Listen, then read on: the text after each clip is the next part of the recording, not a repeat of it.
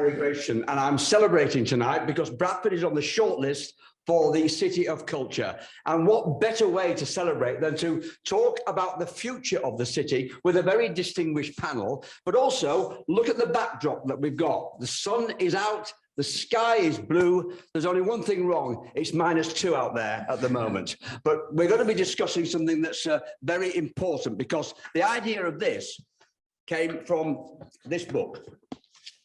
Rob Hopkins, From What Is to What If. Now, I know it sounds a bit complicated, but it's really very, very simple. The idea really being that we just look forward with our imagination, collective imagination, and see if there's some way that we can really transform this city into something even more special than it is. Now, I'm a Bradford lad.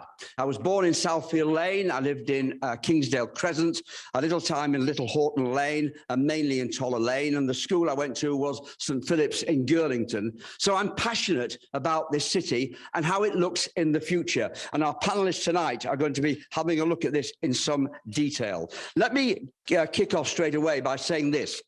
We have a lot of people on Zoom. Now, technically, yes, fingers crossed and everything, sometimes we get a problem when we ask you to take part in the discussion. I want you just to forget all that and leave us to try and sort the problem out, because your contribution is just as important as these lovely people here tonight. So if you've got something to say, if you put your hand up, we'll try and get to you as soon as we can. I promise you, and we do need your involvement in this every single part of the next hour, hour and a half or so.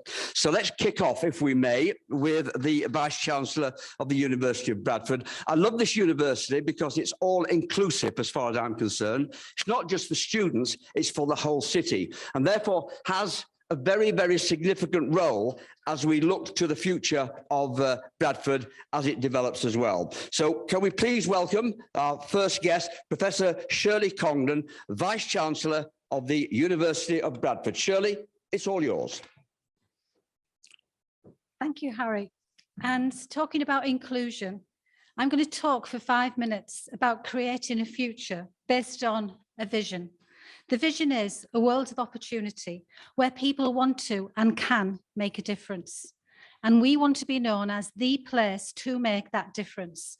And this vision is a vision not only for the university, but for the city. So why have a vision that's based on inclusion? So the what is really important, because what is happening now is a lack of inclusion and a lack of representation in many ways across, let's face it, the university, the city, the country, the world. And we want to be part of creating a future where people are fully included in all aspects of society, that they are represented, that they can unleash their power, their talents, their thoughts, their imaginations to create a better future for everybody themselves. So it's really important that in this future where people are included and we liberate and create an atmosphere of inclusion, that we would be experiencing a world where we have no educational gaps, we have no gaps in pay, we have no gaps in employability, we have no gaps in representation at senior levels in every organisation across the city and across all of the businesses and I guess sectors right across Bradford. When we think about inclusion from the university's perspective, this means we might have to challenge what we currently do. We currently ask people to meet certain entry criteria, for example, when they want to start a degree. Why do we ask that? Why can't we use different ways of accepting people into our university? Because it's not all about the qualifications. It's about the person, it's about their imagination, it's about their intellect. And sometimes we hide what we believe is intellect, and we miss out what true intellect is because we get too obsessed with thinking about qualifications. So I want the university to be thinking differently about access and participation. I want us to be thinking differently about how we work with business, what we mean by attainment, what we mean by excellence, and what we mean by progression into employability. I want the campus to be open. Why isn't our library open to families and children right across Bradford? An open campus, a campus that is very totally inclusive and opens us, I guess, up to people helping us to shape the future. So it's not just about what the university thinks the future should be. Okay, Shirley, thank you very much. Thank you. Interesting that you were talking there about entry requirements should be just shelved almost. You've got to have some kind of system, I suspect, but the old idea of what, getting 3 A levels at C, B, whatever, maybe that isn't right. For some people who are a little bit older, who have suddenly come onto the idea of coming to university and have suddenly got a talent as well. Is that what you're really talking about? I am talking about that as well, but I'm also talking about the differential, I guess, attainment that we see in schools that we might be talking about later, where people have had certain things that have happened in their life that have meant that they couldn't achieve to the level that they would normally achieve if that hadn't have happened. So we've got to take into account the context of people's lives and find other ways of them being able to express their intellect and challenge how we would normally see that. And that means that you need to support people differently whilst they're in university so that they're able to overcome maybe some of the things that they haven't managed to grasp easily when they've been at school. Just to remind the people who are listening, if anybody would like to contribute, put your hand up, please, and give a question to Shirley, because we would like to do that. I wonder if you had that magic wand that you could use immediately to get rid of all the problems about inclusion. How quickly, realistically, could you do it? I think it would take some time, but I think it would be quicker if we could accept the fact that there were some problems and that there are problems, and that collectively, like all of us here collectively and all of the organisations we worked for, could commit to the fact that we do have to be more inclusive and recognise that, you know, diversity is to be liberated and celebrated and leveraged. And if we can't accept that we're not as inclusive, then that means we're not going to be as diverse as we could be. So I think it's all about working together, system leadership. Leadership is key. You need leaders that can create climates of inclusion. And I just wonder, when you look at the success that you had this weekend with the campus effectively having an open day, a great idea. Young people were all over this place, weren't they? I heard quite a few of them saying, I'd really quite like to come to this university when I'm a bit older. That's what you want, and more of it. And maybe even a bigger open day on the lines of one or two that you've experienced abroad, I think. Yeah, exactly. If we want to be an open campus, it's got to be open all of the time. We can't be an ivory tower. We can't be on top of the hill. People need to know what goes on in a university, and they need to be inspired by it. So they need to see it. You know, we've got to open the doors. People sometimes say, oh, we never know how you would get into the university. You know, we never know where the front door is often used. Well, you know, we want to be seen as a university that's got bifold doors everywhere, and we just open them up and people can come and experience it for themselves firsthand with their families. Okay, thank you very much indeed. Kicking us off very well. Just to remind people who are on Zoom, please put your hand up. Let us know what your questions are. We definitely need your contribution, please, if you can. And just put your hand up and we'll get you, hopefully, at the end of our next speaker. We've got an agitator now. An agitator. That's what I want. Richard Dunbar, a councillor for Thornton and Ollerton Ward, Labour councillor, LGBT champion for Bradford Council, a creative producer, and he's going to stir it up. Come on, Richard, sort us out. Good luck. Thank you, Harry, and thank you, Shirley, for your contribution. My contribution really is about the well-being of people and communities, and if we're going to improve that, we need to do one quick thing, and that's about overthrowing capitalism. It's very simple. Capitalism, an economic system based on the private ownership of the means of production and their operation of profit. If we look at the social, economic and environmental problems faced in Bradford, faced nationally and faced internationally, it's because of capitalism. We talk in society about tackling respiratory problems caused by air pollution rather than talking about bringing transport back into public ownership. We talk about funding for flood defences rather than divesting from fossil fuels and investing in clean energy. We talk about health interventions for poor diet rather than improving agricultural supply chains and encouraging consumer demand for healthier food. And we look at the problems in the world right now. We talk about droughts, wildfires, floods. 7 million deaths on this planet every year are linked to air pollution. By 2030, 130 million deaths will be as a result of climate change. We talk about GDP as a panacea of, progress in the world. It's not. The rich are getting richer, and globally, women are earning 16% less than men on average. And we all saw through COVID as well. COVID didn't expose the harsh realities, didn't cause, the harsh realities of this sort of harsh and damaging nature. It was capitalist culture that caused the inequalities related to this. So what do we need to do? 3 things. We need to restore an harmonious relationship between society and culture, one where it focuses on the individual, but also sustainability of the planet. We need to invest in carbon neutral technologies, and we need to invest more in renewables. It can be done. In Costa Rica, they have reversed deforestation, and by 2050, they will be carbon neutral, and 98% of their electricity comes from renewables. The second thing we should do is ensure a fair distribution of resources to address economic inequality. What I would do in Bradford and in this country, like Iceland, I would introduce an equal pay certification, which makes it illegal to discriminate based on gender in the workplace.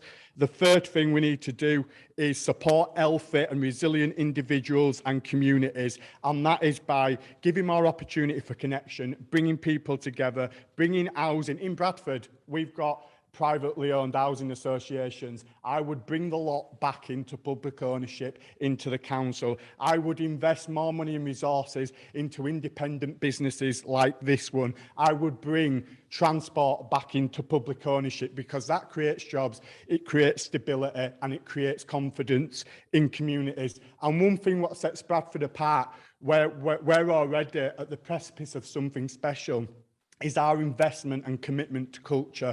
As Harry said at the outset, we're applying to be UK City of Culture. The council already has a 10-year strategy for culture. Our economic strategy puts culture as one of the 4 cornerstones. Culture is about well-being. Culture makes people feel special. It makes us feel like we mean something. So we need to do more. And one thing I would say to everybody listening is, you might think what I've all said is fanciful, it's going to take years. No, it won't. It can be done. It can be done relatively quickly. And how you do that relatively quickly, people, is through your power. Forget about corporate power. Let's talk about relational power between individuals, between communities. Take the challenge to councillors. I'm a councillor. I'm part of establishment, arguably. Challenge the government, challenge corporations, overthrow capitalism, focus on well-being, and you will see improvements in Bradford, in the country, and globally. It's simple. Let's get it done. Yeah, I'm really disappointed with that, because he sat on the fence all the way through.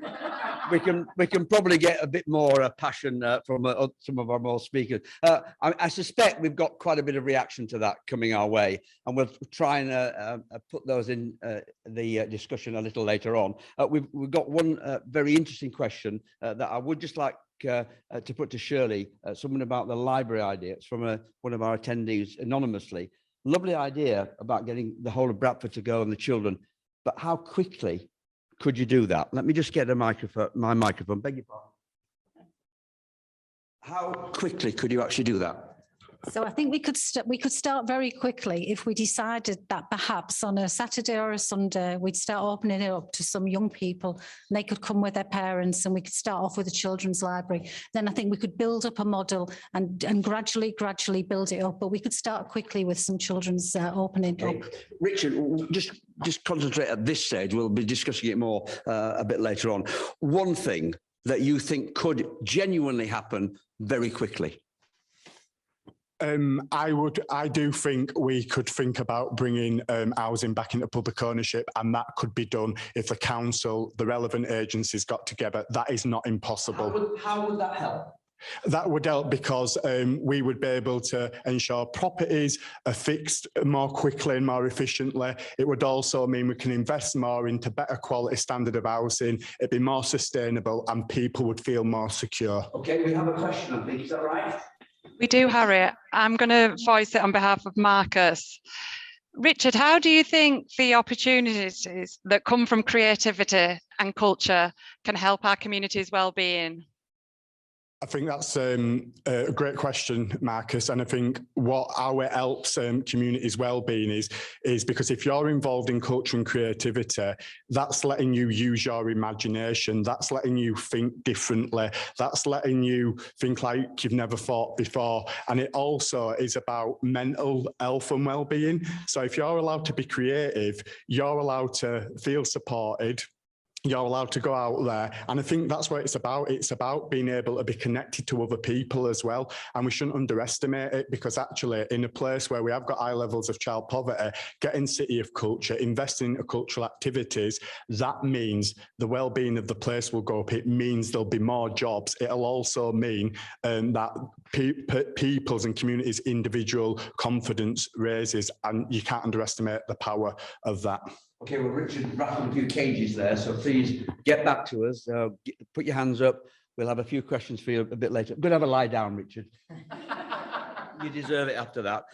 Let's move on, if we may, to our next speaker now, Ruth Abeguna, founder of Reclaim, a youth charity, a Kindle school founder as well, and importantly, a Bradford lass. So tell us about your future views of how Bradford, Ruth, can develop. You're very welcome. Hi, everyone. I'm holding myself back from joining Richard's revolution right now. Yeah, so hello, I'm Ruth. I'm from Bradford and grew up in Ollerton, then moved to Heaton. I think the first thing to share is that I am the oldest child of a Nigerian family. And for those of you out there who might know Nigerians, we are obsessed with education. You know, like I was brought up to believe that education was the heart of everything. So at home, we used to talk about critical thinking, we used to talk about politics, economics, we used to talk about history, heritage. Every weekend we were trawling around another ancient, important place in Bradford. And then I'd go to school and that was really dampened down. And I was told to stop asking why and stop being disruptive. And so that kind of Nigerian spirit runs through me. And really, through this talk, I want to talk about how we need our young people to be more disruptive and for them to ask why and for them to understand this place that we're all from.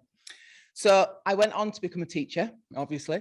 I'm also a foster care and adoptive mum. I've done a lot of work with young people in the care system.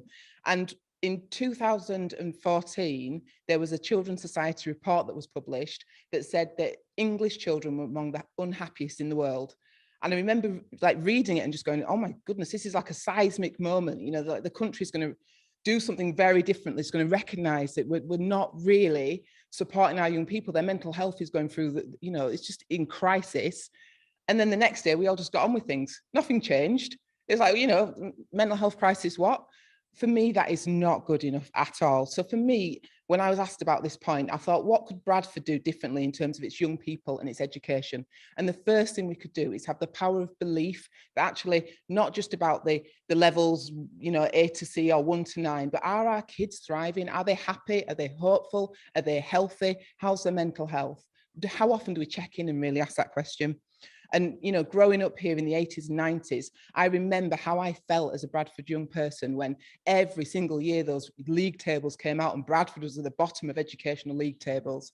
And it was depressing. And my teachers would say to me, you're a clever girl, go to London. From my own teachers when I was applying to university, get out of Bradford. What I want for young people in Bradford is for them to feel that they can stay and that their teachers are saying to them, you stay here, you create something because this city's got everything that you need.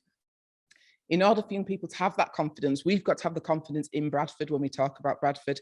We've got to make young people feel these are sure foundations. We need to make them realise there was a time, when we were kings. There's brilliant things about Bradford. There have been brilliant people, brilliant writers, social historians. Do they know that the first school dinners came from Bradford? Because if you think you're from a pretty rubbish area, then it's hard to believe that you can go on and be a world changer or a game changer in some ways. So I think there's something about the adults having more confidence in the way that we talk about where we're from. I also think there's something about us being more aggressive in the narrative that we tell about Bradford. Like I've worked in Manchester for 20 years. And the one thing I'll say, apologies to any Mancunians watching, you guys brag about yourselves a lot. Whereas in Bradford, we're a bit like gritty realists, aren't we? We're like, it's probably going to be rubbish in Bradford. No, we need to stop doing that. I think we need to talk ourselves up far more and talk our abilities and talk ourselves up. That's one thing. In terms of the changes that I would make, I think that it's really, really important that we look at the metrics. Obviously, it's important how many of our children are going to university and what their grades are. But what about if, as we looked at the values of Bradford, and we also measured kind of how hopeful are young people? Are they eating? Are they thriving? Are they healthy? Are they connected? Are they racist? Are they... Let's look at some different metrics, and let's look about the things that we care about and create compassionate young people. And maybe if schools are creating young people who are eating well and they're thriving and they're confident, let's celebrate those schools as well. Because actually in Bradford, we've got a lot of people without a lot of money and without a lot of resource. And it's unfair sometimes that we then further castigate those communities because their kids are not getting into Oxford and Cambridge. I think there's something as well about the young people who are the most vulnerable in the city. You know, it's all well and good talking about every child matters. I'm more interested in Bradford making children know that they matter. You know, quite often I'll go to meetings and we'll talk about safeguarding children. That's the basic for every child. It's not enough to just talk about safeguarding Bradford children. Let's talk about how we make them soar. You know, because actually when you're in more affluent cities, that's what they're talking about. That's what they're talking about at private schools, how their children can soar. Let's have that for every child in Bradford. So no matter if you're in the care system, if you're on a council estate, that we have expectations of how we can help you thrive and soar. So for me, that's so, so important. Moving on to the end, I think that Bradford talks confidently about the fact we're the youngest city in the country. That's great, but what does it mean? If we're the youngest city in the country, are we co-creating alongside those young people? Are we having some people give away a bit of their power and have young people invited into their spaces? Because if we're really going to make this work, and if we're really going to have young people at the heart of everything, some people are going to have to give up their space, give up their power, and say to young people that we trust you to take this forward. We've got a couple of very, very incredible young speakers coming up, and I would love to see that they're given power in the future to really take things forward. Thank you very much. Thank you very much indeed for that, Ruth. Very passionate. I wonder how much the league table situation had a really bad effect as far as Bradford was concerned. I think it definitely did. I was a student at the time. I then became a teacher in Bradford as well. And it just felt like, you know, like when you see yourself like 19th out of 20 regions, you know, you just think, well, it's kind of hopeless. You end up thinking, okay, we'll do the minimum. You know, and I think that instead of thinking that you could be world beaters, you start thinking with a kind of risk. We don't want the headlines. We don't want the negativity. And I think that really affects people's mindsets. So instead, let's form our own metrics in some ways. Yeah, I used to get very annoyed in the old days when I used to go after dinner speaking, as I did. The number of comics from Bradford who used to knock the city, it was unbelievable. And I remember a very well-known person, I went and challenged them after the speech and said, why did you do that? Why did you crack that rather corny joke about Bradford? He said, because it got a laugh. I said, yes, but you're from Bradford. Does that not mean anything? And I just turn around and I think that sometimes we as Bradfordians, which I think you alluded to, all of you have got to start singing about how good this darn city is. Absolutely. You know, and the other thing is, you know, obviously we've got challenges. We know we've got challenges and there's reasons that we've got challenges, but we're trying to work our way through them. So for me, it's like, let's talk up our strengths. Let's be honest about the things that we're still working through. But if we don't even talk up our strengths, then why would anyone feel positive? Yeah. Have we got any more? Yes, another question here. We've got hundreds of comments from this one as well, Ruth, but there's a comment around, Richard mentioned GDP, and education is the single biggest contributor to GDP. Teachers contribute more than any other role. There's a bit of a swear word there. But Jobs by David Graeber sets this out brilliantly, and they just wondered if the panel had any comments on teachers. I am a teacher. I think that teachers are much maligned, so I'm never going to do that. And I think they're doing an incredible job in almost impossible circumstances. But I also feel that we forget that actually having a class full of young people from different cultures, different backgrounds, you're a magician at the front of that classroom. And I think that Bradford, you know, we are a truly multicultural city without much money in a lot of places, without much resource. So the teachers that are doing well with their young people in Bradford are among the best teachers in the country. And you know, I can actually say that because I've seen it. So I think we need to be shouting about what we do in our schools, whether or not that turns into Oxbridge at the end of that or not. We're doing good things under trying circumstances a lot of the time. Shirley, I think you want to say something. Yeah. Well, just to add, to talk about other teachers, academics in universities and different league tables. So the University of Bradford is the #1 university in England for social mobility for the second time in a year. And that means that we are making a huge difference in a way that no other universities are doing. And I think it just picks up from your point there. And that's because our academics care, just like teachers do. And teachers are just, they're brilliant, and they're using their imaginations all the time, aren't they? May I be the first to wish everyone a happy Christmas? It's snowing out. I used to be a teacher myself, actually. I did teaching as well. Excuse me, thanks, Shelley. I did teaching as well as doing some broadcasting before I got full-time into broadcasting. I can remember one Friday afternoon, I was talking to a third form group, and they were a pretty difficult group. It was about 3:30. And I was talking about the kings and queens of England. And I was giving it all I got. I was giving it everything about this. And I said, right, let's have a little test. I said, who followed Mary? Johnny at the back put his hand up. I thought, Johnny never answers any questions. Johnny, who followed Mary? He said, her little lamb. I decided to give up teaching. There we are. I respect every single teacher. Can we move on, if we may now, to our next speaker? And forgive me if my pronunciation is not right, but I'm going to give it all I've got here as well. This is Bubatu Hachi Tapika. Now, Bubatu is a student here. She's from Zambia. She's our sustainability champion. She's absolutely passionate about change in climate action as well. And she's so relieved because only today or yesterday she handed in her dissertation. So they think it's all over. It is now, actually. Bubatu, it's all yours. Thank you, Harry, for that wonderful introduction. So my talk will be based from the perspective of a new student just arriving in Bradford. We will shortly be arriving at Bradford Interchange. This is it. I'm finally almost in Bradford. I look out the window and wonder what the city holds for me. I see it glistening in the distance. As we get closer, I realize there are solar panels. Acres and acres of a solar farm. Makes sense. The city has transitioned into renewable energy. Further up are wind turbines spinning away in the wind. I get off the train and my attention is grabbed by a poster showing the map of Bradford and things to do. As the winner of the 2025 City of Culture, the city holds a lot of promising activities, such as a science museum, multicultural restaurants, and one city park. Okay, focus. Let's get to the university. I set off down the street and come across a market on Darley Street. There is so much on offer, such as produce from local farmers, suppliers. I will have to come back to visit. Walking down the street is enjoyable as there are wide pavements and I can see a cycle lane while an electric bus zooms past me. A nice gentle breeze blows. I must be in the clean air zone. Most of the people on the road are in electric cars and there are multiple charging stations. Alongside them are bins separated into different types of waste. Good thing recycling is a huge priority here. Across the road, I noticed a huge park. The city was named as the green capital of the UK and has a network of green spaces, energy smart buildings, and sustainable housing. I arrive at the university and are welcomed by a lovely team of staff and students. I can see why the university has been voted once more for social inclusion.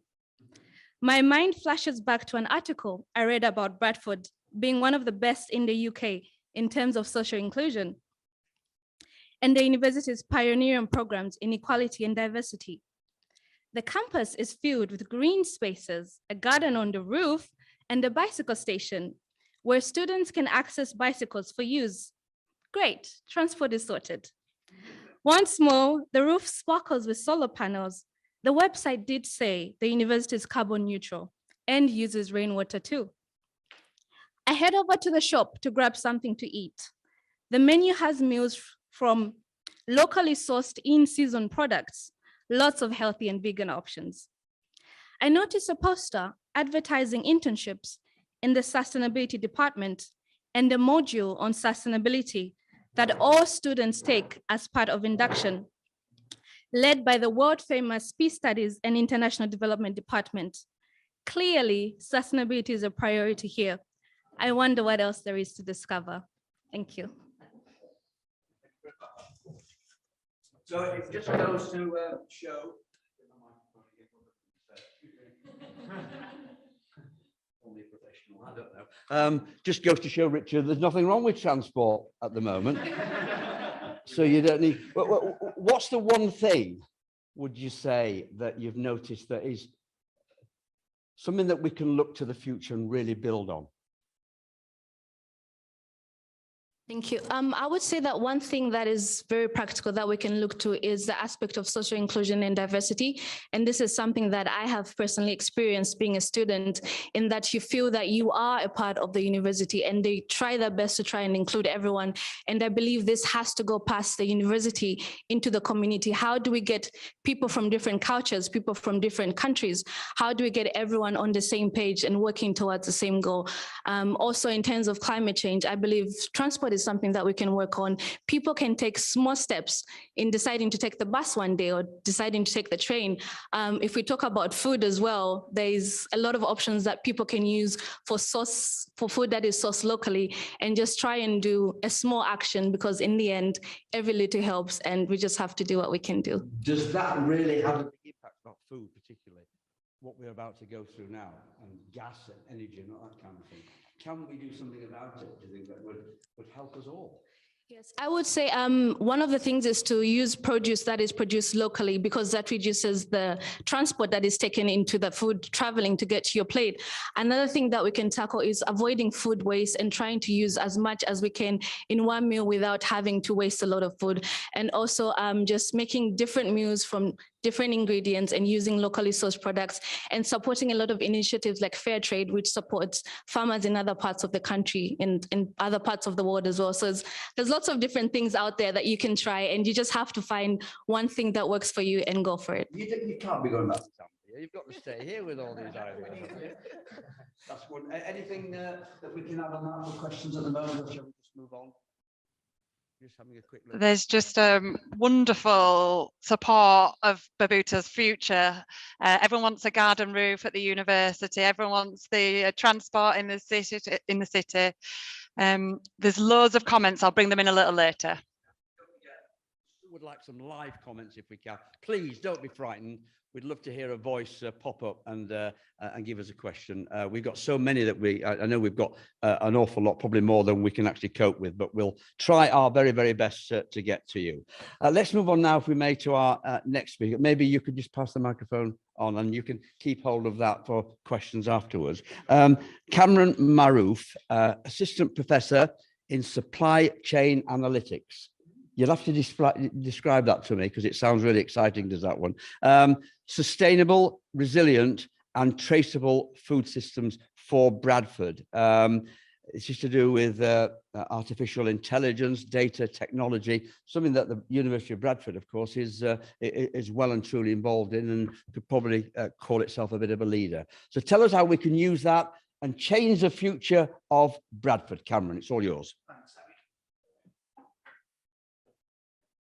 Thank you, everyone. Thank you, Shirley, for the opportunity. I'd just like to add, if our last speaker's dissertation was as creative as your speech, then you won't have any problems in your marks. So what I'm going to be talking about today is around food, something that we all need, okay? Often we find food is an studied, under-researched area. And before I go on to talking about food and resilience and the technologies that Harry alluded to, I just want to break down this 5-minute talk into 3 segments. So one is capitalizing on our strengths, okay? So what does Bradford have to offer? We have a young, energizing, but also an enterprising population, okay? So there's huge opportunities there, and I'll allude to what that means in terms of food consumption going forward. We have in the past had a thriving textiles industry, okay? And again, I'll talk a little bit about what that infrastructure can do for the future of food procurement. So that's one part of Bradford in a nutshell. It's young, it's vibrant, there's so much potential, there's so much talent. And I want to focus a little bit on the challenges. So going from the what is to where we want to be and what if. COVID has shown, Brexit has shown, and unfortunately, with what's happening around us in Ukraine, it's shown how fragile our supply systems are. Someone who teaches supply chains, who come from industry, has an understanding of supply chains, One of the key things we would understand is the impact of external shocks on our local supply chains. So we're vibrant, we've got all this potential, we have these challenges. So what is the implication? Okay, what is the implication of food other than just, of course, eating and filling our bellies? It has a huge impact on the economy. Okay, so we can't, of course, overlook the impact of the food sector. We're doing this session in a cafe today. So, you know, the economy plays a big role. Health is huge. Food and health, of course, direct link there. So there's implications there. And as our previous speaker spoke about the carbon footprint of where do we bring our food from? How does the food come on our table? So there's all this opportunity, there's these challenges, and these are the implications. So what is the proposal and what should Bradford be looking for in the future? So my suggestion and my future imagined is Bradford being resilient and having a locally procured supply chain, a traceable supply chain, which allows us to understand exactly where our food has come from, where it's been, if it's livestock, what the livestock has been eating before it comes onto our plates, okay? Local sourcing, local farmers, going to local farms, affordable foods. There's a huge deprivation in certain areas of Bradford. Often going to a takeaway is not by choice, it's a necessity when you have a family of 5 or 6 people to feed. So again, exploring affordable food options. And again, safeguarding ourselves from external shocks. So if we can procure food, be it meat, be it vegetables, in Bradford, for Bradford, whatever happens around the world, of course, you know, many of the situations that we're talking about in recent times has had an impact, not just on Bradford, but across international supply chains. But can we help ourselves and future-proof ourselves from such things? And how do we go about doing that? So myself, as part of the university, I've been working very closely with Bradford Council on a few initiatives of where we're trying to drive this local resilience. So again, what I wanted to say pretty much today is the talk of what if, we're transitioning towards what if in Bradford. So we're leading a project on mapping Bradford's food economy. So in order for us to try to unravel all these things, we actually need to know what is being consumed in Bradford. What is the infrastructure in Bradford to support this? We're also looking at local procurement of lamb in the region. So can we produce enough livestock, red meat in Bradford for Bradford? There's also another fantastic project that someone is working on with the council around vertical farming. So, you know, one of the reasons why often we have to rely heavily in terms of vegetables, fruits from external sources, from abroad, is again, we don't have the conditions in Bradford to cater for that.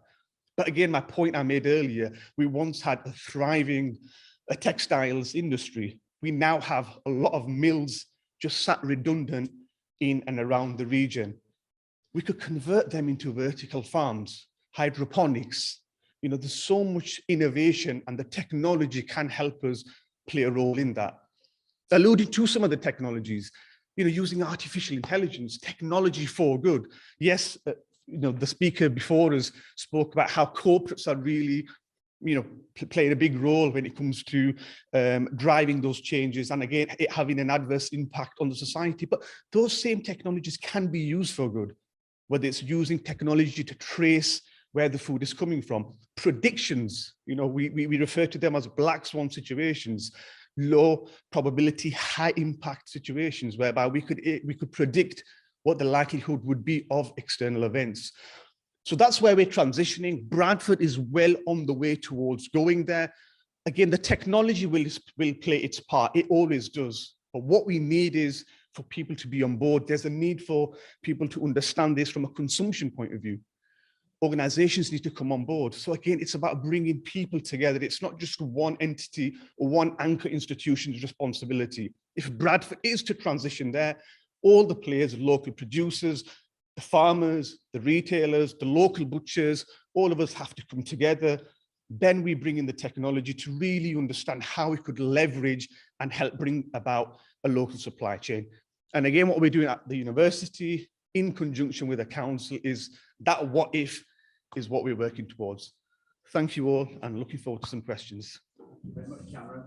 I'm intrigued to know how difficult it might be to get all farmers and all supply chains and everybody involved in the industry to actually work together, because since Brexit, a lot of farmers, well, they're very split down the middle about the whole thing. Does Brexit complicate the issue or what? Good point. So we've been engaging with farmers in our project recently. We have found, in fact, you learn new things in projects, and farmers actually are quite secluded from the wider supply chain. But they do see an opportunity in this, and they are seeing, of course, local markets and exploring local markets more. So one of the things that we have been saying to farmers is, come and speak to us, talk about what those challenges are. Until we're not able to identify those challenges, we won't be able to try to put in place some of those solutions. Some farmers have said, brilliant idea, but in reality, are you aware of how much livestock we have to move around? Sometimes it's not the right time of the season. What is the consumption? Do we have enough to provide and meet that demand? So there is a piece there of engaging with farmers. And as part of this project, we have been engaging with farmers, with farming associations, to try to get their voice into the narrative, because they often are forgetting, though they are, of course, the key players in this. So absolutely, it is, of course, a challenge. But again, it's my point earlier about bringing the people around and understanding what are those challenges, what are those opportunities, and how can we collectively leverage those together. Thank you very much indeed for that. Georgina, we've got some questions, I think. Yeah, actually, Cameron's really riled everyone up a bit, and some ideas are coming through.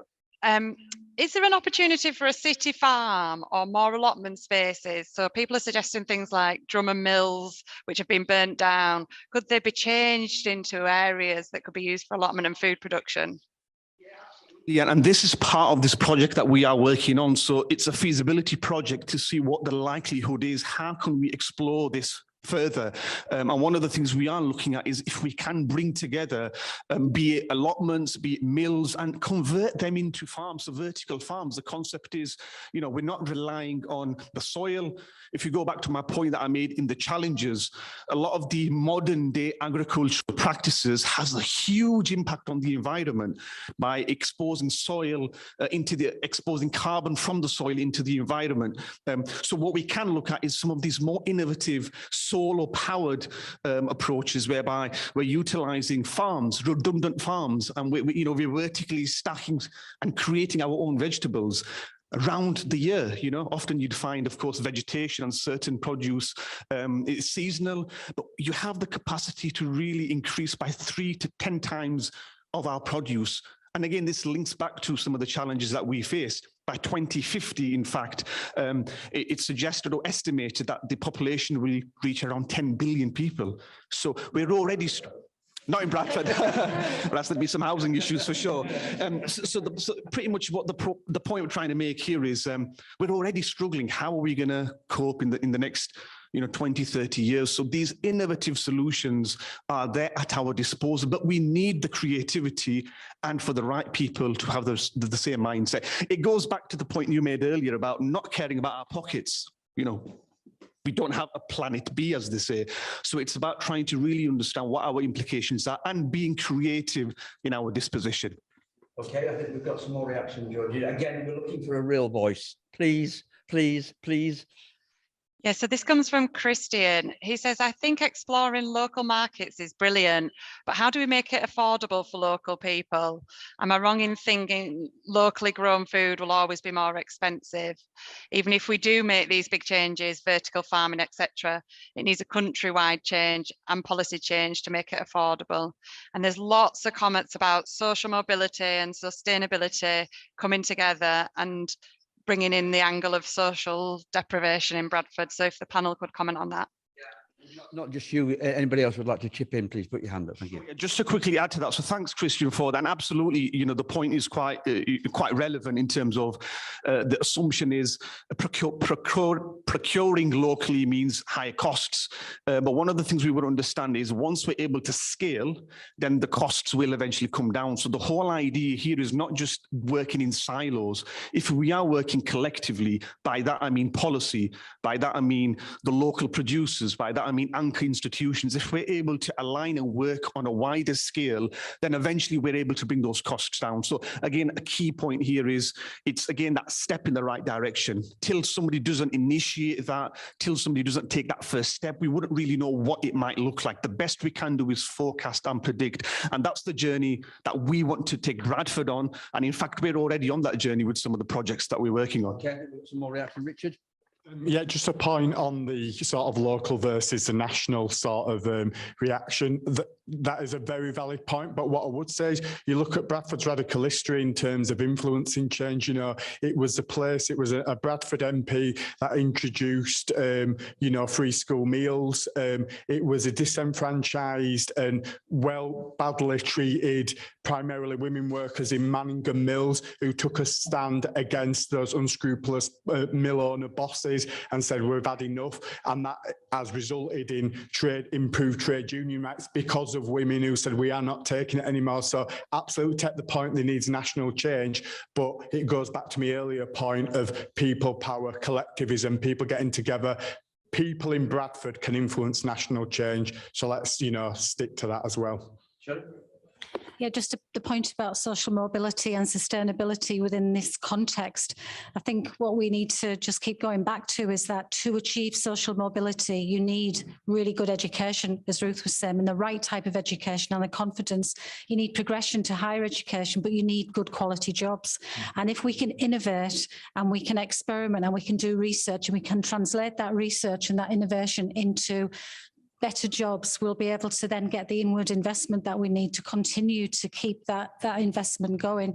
And I think finally, Bradford is a city of research. We've committed that we're going to be research led, and the local authority are increasingly, taking that research led approach to make decisions about the environment and investment, etc. Thank you, Shirley. Another question, I think. We've got a real person, Harry.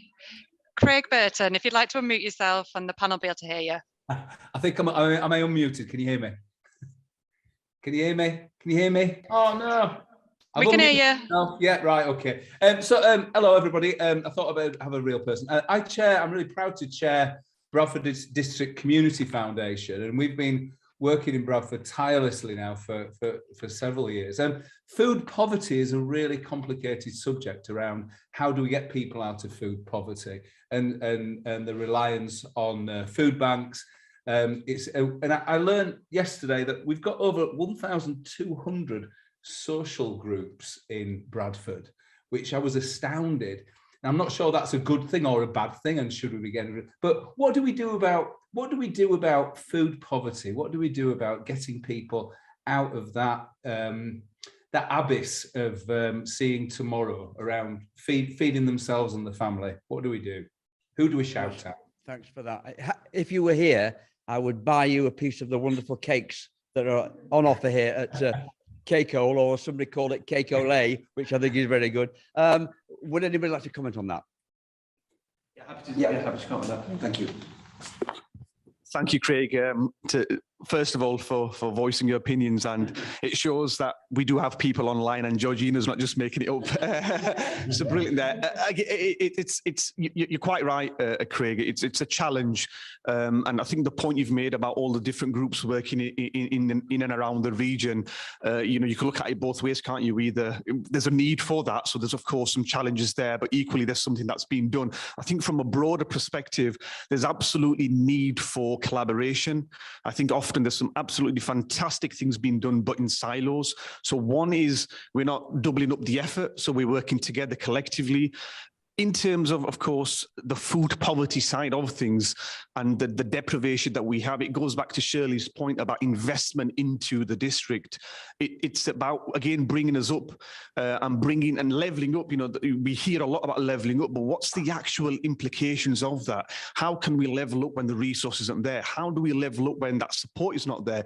How are we able to level up when, in fact, it's difficult to get into university, to get a good job, to then give back to the community. So I think there's those wider pieces of that food ecosystem we need to understand. And I think secondly, it's about data. Data plays a huge part in this. I didn't probably talk as much about data than I probably wanted to in my talk earlier, but again, trying to really capture what does that look like?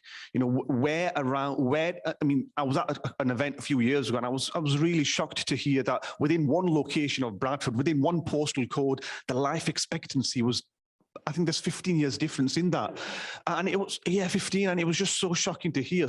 And that just goes to show, you know, we need to really capture and understand what those demographics are, what those underlying challenges are for us to really, you know, providing meals is fantastic and absolutely, but it's a short-term perspective. It's needed. We need to look at more long-term aspects. Investment is important. Aligning with key institutions is important, and measuring and looking at what that impact is. What is the impact of these 1,500 organizations that you were referring to? How can we capture that to show, look, we've done so much with such less resource, give us more so we could do more. Cameron, thank you very much indeed for that. More questions, of course, when we get to our discussion towards the end of our session. But now can I introduce to you a young lady called Umaima Siddiqui. I think you're right in saying, Umaima, you're involved in the Young in COVID film. You've got an involvement with Great Horton, and you're a very strong voice for young people. Big build up, big build up. Come and show us. Good evening, guys. So that was a good introduction, but let's add a bit more to that. So my name's Umaima Siddiq. I'm 17 years old. I attend New College, Bradford, and I believe I live in one of the most deprived inner city areas, which has a high percentage of unemployment, and particularly there are some serious issues on youth antisocial behaviour. I know this because I have been involved in the nitrous oxide campaign, and I'm also a member of the Youth West Yorkshire Police IAD team. I've also worked on the film Young in COVID, which I was a lead youth ambassador for Kidmet Centres, and have also over the years been supporting to manage local youth clubs such as Great Horton Junior Sports Club, which is run every Sunday. I come to this event with the background of youth engagement in community settings and an awareness of experiences of the neighbourhood, which has multiple issues and concerns. As a young woman living in Bradford in 2022, I am ashamed to say that I fear of going onto the streets of Bradford. Not only me, but my family and people of my age. If I had resources as a young person, this is where I would invest to make sure that the streets of Bradford are safe for young people, but in particular young women. I would do this by investing in a law order to put officers back on the street, and of every school at every tier to run programs on social and civic responsibility for young people. I will complement this by putting in youth provisions for young people. I believe there should be a youth centre available in every neighbourhood which offers a safe space, but not only for conversations, which are important, but also for recreational and health and wellbeing activities and development programmes in which young people can experiment and discover themselves. This will help them grow in confidence, broaden their horizons and aspirations, and actually develop a belief in Bradford. Through youth clubs, the visions of young people expands and becomes clear. In the future, I will begin to invest that every neighbourhood in Bradford has a youth hub with good resources, trained youth workers who can help support the minds of young people. This would have a special focus on tackling issues of criminality and building a positive mentoring and youth leadership and capacity of building programmes.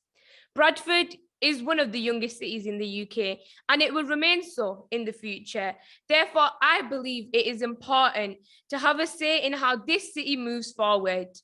They need to be involved in the development and progress of the city. This means that young people need to be present at every level of decision making. So I will make sure, for example, that 1/3 of the Bradford Council members are under the age of 25. This should be the case at every board, every management committee, and every decision-making forum in this city. I will also stipulate that 80% of all jobs in Bradford should go to the residents of Bradford. This would mean investment in their training and skills ready to take up job opportunities, and for employers to make sure that every effort to recruit locally. I have focused on young people for the simple reason, for the youngest city in the country, young people are the future. And therefore, we need to build for the future by investing in them. And I will invest in them. Thank you. As we used to say in Bradford, put that in your pipe and smoke it. Remarkable young lady. I really worries me to hear you say that the streets are not safe for young people, especially young girls, young ladies. That really does upset me. Can you just expand on that at all? Obviously, I go to a college just nearby. It's probably just up the road from here. Sometimes my parents are not able to give me a lift. Obviously, sometimes people get busy, and I'll be walking down past Bradford Uni, past Bradford College, and there'll be like people in their cars putting down the windows, whistling, and obviously I want Bradford to be safe for everyone to walk on the streets. I don't want to be afraid to walk down those streets and in fear of my life that something may happen to me. Would you want to leave Bradford because of what you've experienced? That's my question is, will you stay here after what you've been through? Personally, I'm a proud Bradford citizen. Anywhere I go, I'll always say I'm from Bradford, and I will boast about Bradford because I think, apart from the challenges that we are facing, I think every city faces challenges, but it's who's there ready to make a change. So hopefully soon I will make that change to make sure that the streets of Bradford are safer for young women. And I won't be leaving anytime soon. You're stuck with me for now, Bradford. Okay, well, we're going to open it up now, but any particular questions on that, Georgina? Again, we've got loads of comments on Amima's future, and one of them saying, very radical, some great bold ideas, love the attitude and energy. How realistic is it, to the other panelists, for young voices to be included much more in leadership? Thank you very much. Right, first of all, thank you. You spoke your truth so powerfully. We need so much more of that. What I was getting to in my own 46-year-old version of what you were saying, is people need to move out of the way, stop using young people tokenistically for things. So at the moment, I'm involved in Manchester in young people leading. They've created a school that they want to see. It's an after-school provision from 4 till 8 o'clock at night. There's a free hot meal for every young person. There's food going back to the families. We've got the whole community involved. The young people have done the whole thing. They've written the curriculum, they've done the safeguarding policies, and it's amazing. It's something that as adults, we wouldn't have come up with some of the things that the young people have done. And I think that sometimes in Bradford, we love talking to young people and listening to them. And then the adults go back into the room and make the decisions, really. And if we're going to brag about how we're such a young city, we've got to get out of their way. Kelly? Yep, I agree. I was at a sustainability event at the university this morning, and I said we take things for granted. We take turning the tap on for granted. We take for granted that we've got fresh air outside, etc., etc. But we take our young people for granted. And definitely what we see at the university is the best ideas for innovation come from our students. We've got an amazing students' union. It's independent from the university. I think that it should be. And I think we need to make sure that decision making is much more in the hands of our young people. And if we can't work together, then we're not going to get a relationship going that's going to be sustainable. Yes, Richard, just one question, if I may, after you answer, Richard, which will be to Jemima about your friends as well. Richard, just go. Give you. In terms of your thing about a third of young people under the age of 25 being on the council, I don't know how legally make that happen, but as a councillor, I would 100% endorse and support that because we've got to put as money where his mouth is, so to speak. Well, is there an age thing on council? You can be 18 and above, basically. Yeah. I think that is the rule. Yeah, and also you think about youth clubs in every neighbourhood. As an ex-youth worker myself, I would absolutely endorse that, and that's why I got into council, because of my involvement in youth work and all the stuff about feeling unsafe on the streets. All the work what goes on in youth projects and youth clubs that helps prevent that from happening in the first place. So not only council, but government as well, invest in young people, put money where its mouth is. So, and I'm saying that as a councillor, you know, I know I've only got 1 month left before I step down, but if you want to get into meetings with certain people, let's sit down and talk. And that's my sort of public endorsement of you and the amazing work you're doing. And Richard's only 19, so you're all right. Can I just ask you, will you pass the microphone? Do your friends feel the same way about being unsafe as well? Yeah, I've got a lot of friends, and I feel like when we're going out to eat or something, we mainly go in a big group just to make sure that no one's alone. Personally, I make sure that everyone is dropped off after we've gone for a meal, just because I wouldn't want to be in a situation where I hear that something has happened to one of my close friends. So I feel like a lot of people, I've spoken to a lot of young women, and I know a lot of young women feel the same way about Bradford being unsafe, but I feel like we're ready to make a change now. I feel like women are stepping up and getting their voices heard.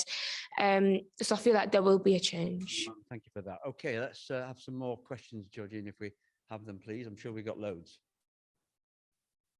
Sorry, just got to unmute. We've got a huge amount of questions, so I'm going to go back to some of the earlier ones and then I'll work my way through. So Wahid Khan has joined us and says, we have lots of inexpensive land in Bradford, which is available for all sorts of uses. Some very wealthy people are buying up farmland everywhere around the world, and food will become ever more of a valuable resource with climate change accelerating. Surely we can create the future using our ample resources. It says the councillor, Richard, I'm guessing, criticises our capitalist city, but there are many other models such as worker owned. What could Bradford do to encourage those models? Any views on that? I'll give you the chance to answer that. Obviously, with so many questions, we'll make the answers a little bit shorter so we can get through as many as we can. Richard, it's all yours. I think very briefly, one model I would employ is more community wealth building, which basically looks at more investment, local procurement, using some of that brownfield sites for development, you know, looking at a very local example in Thornton, for example, where I represent, with this thing called community asset transfer. We had this massive bit of land, what were overused, overgrown, sorry, size of a football pitch. We transferred that over into ownership of a community group. That is now a thriving community garden where we grow our own fruit and vegetables that anybody in the community can go pick. Young people from the local schools go use it and learn about biodiversity, etc. But actually, I would encourage more of that, but also community wealth building, which puts the power into the hands of communities rather than the capitalist greedy vultures out there. Discuss, yes, okay. Yeah, Cameron, quick one, please, if you will. Good point, Wahid. I think it's not just about farming practices, it's about regenerative farming practices, because the traditional farming practices have proven to have an impact on the environment. So that's one piece. It's innovating our farming practices as well. I think the next piece also is around investing into people to set up farms. There isn't no real investment from governments as well. And I, as someone, my grandparents came from Pakistan, they were brilliant farmers. So, you know, why are we not seeing enough Pakistani farmers, Indian farmers, people from South Asian heritage in and around the area doing that? Because we've got all the skills, we've had that skill cascaded to us. So I think there's a need for government support, local support, but also regenerative farming practices, because the traditional farming practices, creating more food isn't going to help the environment. It'll give us more food and put more food on the table, but the impact that it's having on the carbon footprint, unfortunately, won't change. Okay, Georgina? Yeah, I'm jumping around on subjects here, so I hope people don't mind that. We've got a comment and question. So I loved what Ruth mentioned about tokenism and also giving the power and responsibility back to people using the service. When you give people those decisions and ownership, better decisions are made. I'm sure at one point in Bradford, we opened up local budgets to a degree and asked people how that money should be spent. There's something in Norway called folk schools. I'm not going to even try to do the Norwegian word pronunciation of that. Schools where children of all different ages learn together and decide on the curriculums themselves and give them ownership of their own education. Ruth, do you have any comments on that? This is work I'm really passionate about, which is the proper participation. I just see constantly around the country examples of young people being involved, you know, inverted commas, but not really being involved. If you're going to involve young people, they're involved when they're invited into the room with parity, with a blank piece of paper where we all put our ideas in together. We talk about budgets. We don't send the young people out and then talk about the budgets for the city. They're involved. They understand what's happening with the money. They understand the decisions that have been made, and they can challenge as well. I'm not just talking about young people as well. So quite often I'll do a lot of work in Manchester, for example, with different communities, and we've worked with different community groups on council estates that are used to people arriving and deciding for them. No, better decision making happens. Why do we expect that only some people have got the brains to think critically? You know, you can be on that estate and know exactly how that 40,000 should be spent. And Bradford needs to be much better at inviting people in who've got that lived experience that gives them that expertise to make the right decisions. More questions, Jodie, please. Yeah, so there's a question following on. I think, Richard, you're getting the council angles here. Do we know if the council has looked at the option of participatory budgeting? They think Bradford ran a pilot in 2004, but is it anything you're aware of? Sorry to put you on the spot. Explain it to us. What is it? Participatory budgeting, I'm sure panellists will correct me if I'm wrong here, but it's basically, as Ruth explained, so people involved, people in communities involved about decisions and how money's spent that affects their lives, basically. So it's from the design of a scheme, for example, to involved in the implementation of it, the monitoring it, and the evaluating of it after. So they're involved at every single stage, and it's not, because otherwise, if they're not, it's tokenism in essence, isn't it? So that's what it is. So communities involved deeply from start to finish. What about Bradford's chance to rekindle that then?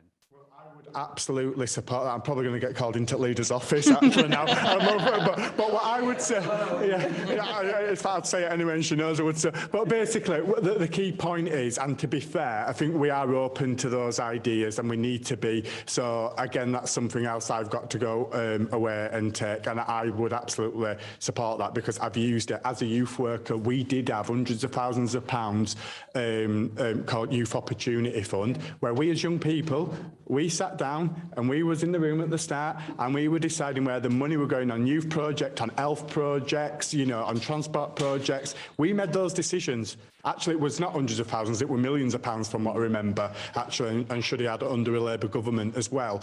You know, so yeah, and that's important because that empowered us, and it was that what got me involved in sort of politics, because I were given the opportunity to have my voice heard, and I felt like we were being taken seriously, because Ruth's right, young people aren't stupid, they've got critical minds, they know the answers to the problems that we're facing. Let's listen to them and let's do something about it. Okay. Georgina, would you like to just say something? Yeah. To what the other panelists have said in terms of working with young people, I think one thing that young people appreciate is your interest has to be genuine. We have to feel like you're not just calling us because I'm a young person, but because you actually have an interest in what I'm saying.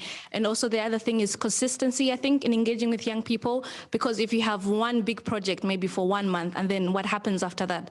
So if there's consistency in terms of youth engagement, if it's something that is regular that they can look forward to, and they know that there's something coming ahead. So I believe that if we're consistent in the way we engage with young people, and if we show them that we respect them and that your voice matters, you're not just here to tick a box, but you're here because we believe that you have something to say, I think that will go a long way in helping. Thank you very much indeed for that. Georgina? Yeah, so slightly different topic here. So having lived in several other cities, including London, I can confidently say that our city is in no way worse than many other cities, and in lots of cases, a lot better. The one thing that we don't have is the massive support that other cities receive from central government. Is it time to accept that central government doesn't really care about us and look to innovative financial models to build and boost Bradford? The devolve Yorkshire and all that, maybe, I don't know. But who would like to, anybody not commented who would like to have a go at that? Yes. No. I've said enough. I think you know my answer already. So Yeah. Well, I guess devolution is one step forward, isn't it? And that's really, really important that West Yorkshire's managed to secure a devolution deal, and we've got our first elected mayor in Tracy Brabin. And when you listen to the mayor's manifesto, I think she's reflecting a lot of things that people here have said are really important, especially about women, especially about culture, especially about transport. And I think many of the things that she's saying, you know, we can get behind. Of course, there's never going to be enough investment that we need. So I think we've really got to work hard on together, I think collectively saying what is the offer that Bradford has that's going to convince people to come and put their pound into Bradford. And I think when Cameron was saying, let's work out what it is we can offer. And let's say if we, you know, this is something that Roger Marsh often talks about at the LEP. If we, for our £2, you give us 4, and let's see what we get out of that. And I think we've got to put the prospectus out there, though. That's the key thing. And I think if our young people can be part of defining that prospectus, that would make a big impact. Georgina.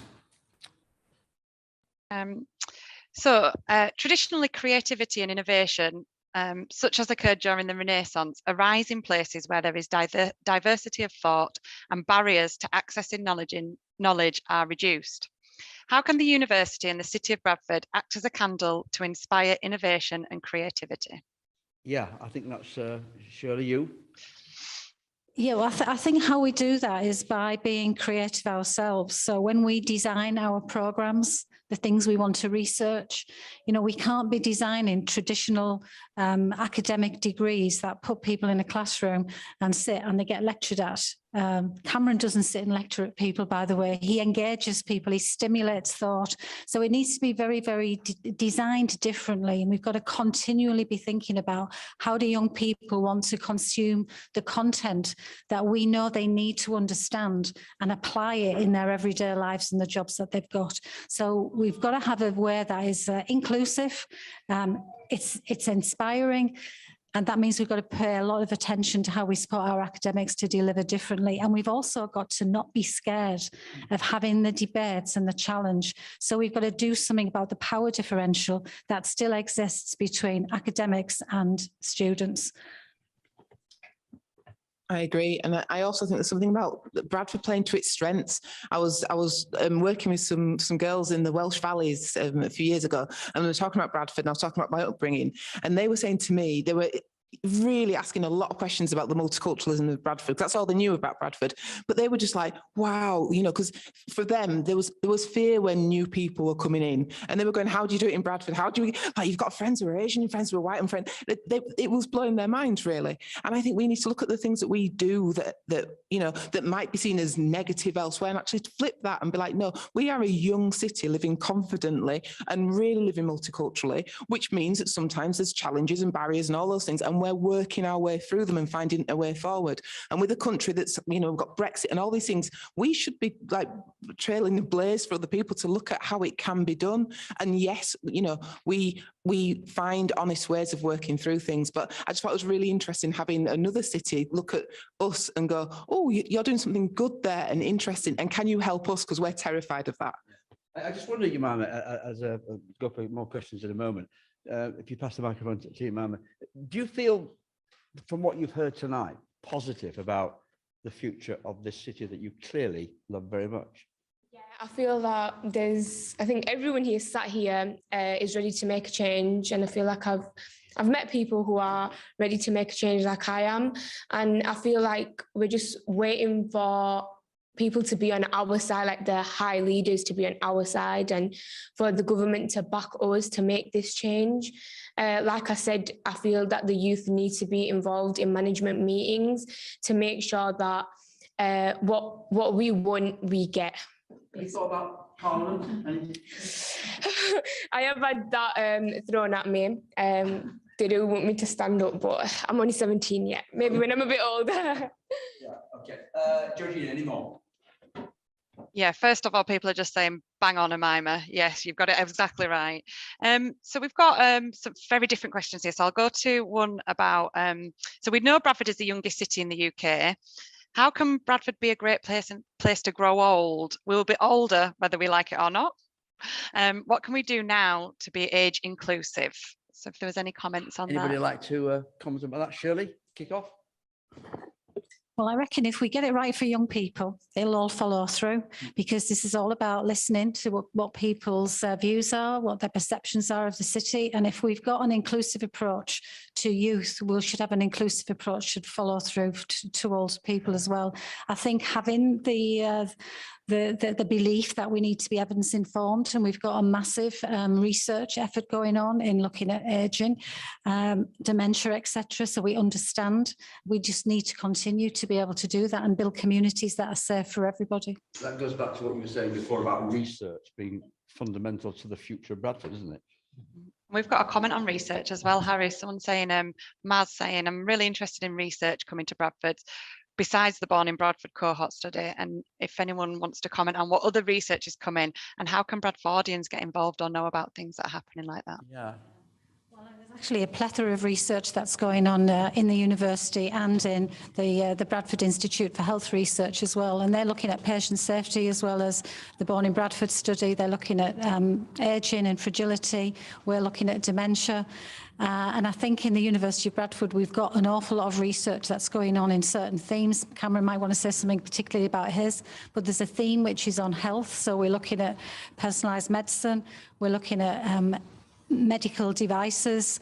There's our polymer engineers looking at stents that go into hearts, to dental implants, to looking at how they can make safe polymers, so that when we're talking about recycling and packaging, that packaging, if it has to be still with some plastic in it, that plastic is reused. They're working with many sort of industry leaders in terms of just making devices from, I guess, engineering, cars, motor engineering. There's all the work that's going on in health and wellbeing. And maybe Cameron, I think you should say something about the management research. Yeah, of course, yeah. No, Cameron? Yeah, so just to touch on that, some fantastic research taking place at the School of Management, and that's where I am from. So recently we've had a project, some of our colleagues have had a project funded looking at the role of AI in predicting housing, so energy bills and a lot of the stuff around the challenges we have today. So predictions around housing, they're working with in community. So again, what we try to do is not to just work in our silos, but involve the community, involve other institutions in there. We're looking at regenerative farming. So can we use AI technology and data to make farming practices more sustainable? So there's research in that space there. There's also a plethora of research around supply chains, given what's happened, what is happening with all these disruptions, and how can we create more sustainable supply chains? Can we use data in a way to really identify and connect these things together? Other studies that we're looking at and some research that I'm quite pleased to see, to say myself and one of my colleagues who's leading it has got funded recently, is the digital divide. So, during COVID, we saw a huge, and there's an assumption everyone has access to the internet. So looking at really the challenge of digital divide. So we've actually got together something called a transforming government agenda, whereby we work with the local government, institutions, ourselves as a university, and really trying to understand how do we then allow people who don't necessarily have the technical skills, how do we then allow them to use these devices? A lot of the government services these days are online. So again, there's a huge impactful research in that space as well. And again, reach out to us as academics. We do have a responsibility to the community. If you're interested in what we do, a lot of research is captured on our university website. If you want to be involved in some way, shape or form, do reach out. And like I said, more than happy to get you involved and to see where the collaboration could be. Thanks, Cameron. Richard, do you want to add something there? Yeah, it's back to the earlier point on Bradford being a greater place to grow older. Two key points, really. And we've got a great organisation in Bradford called Carers Resource, who look after and support unpaid carers. Now, unpaid carers, for me, are the most hidden and forgotten about workforce in the country, I would argue. And what Carers Resource are doing, I have a project called Worth Connecting, which is working with older people and carers over the age of 50 50 to look at exactly what you're talking about in terms of the digital divide and giving people the support and the resources to be able to do that effectively. But also a different point as well is like we're looking about our care homes and our residential homes and sheltered accommodation. Age UK Bradford, alongside the national LGBTQ+ charity for older people called Opening Doors, alongside the Director of Adult Services in Bradford Council, are doing some really innovative work looking at how we ensure our care sector is inclusive to the needs of older LGBTQ+ people, because we've got to ask, are our homes at the moment currently inclusive as they should be? They're probably not. So it's really good that that innovative work is happening here and now in Bradford. Thank you for that. We're coming towards the end, but we've got a couple more questions. We could probably keep going for another hour, but yeah, absolutely. So it's kind of two mixed together here. So I'm sorry, it's just moved down. We're getting so many so fast. So I know that for every person who bemoans Bradford, there are 10 people that are fiercely proud of the city, like the Gration. How we welcome and have always welcomed new folk is beautiful. And Ruth, we really like the way that you talked about celebrating strength, assets and differences. And how would you do that? I think, and I am one of those people that, you know, sometimes moans, but will defend Bradford to the death if anyone from not from Bradford says anything. I think it's about us being upfront about, you know, for example, we know in Bradford we've welcomed people from all over the world, you know, my family, etc., etc.